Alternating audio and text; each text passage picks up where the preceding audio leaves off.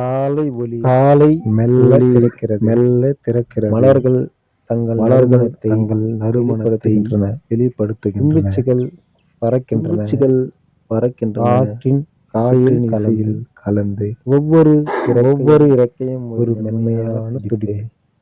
இயற்கையின் இதயம் துடிக்கும் ஒலி அது.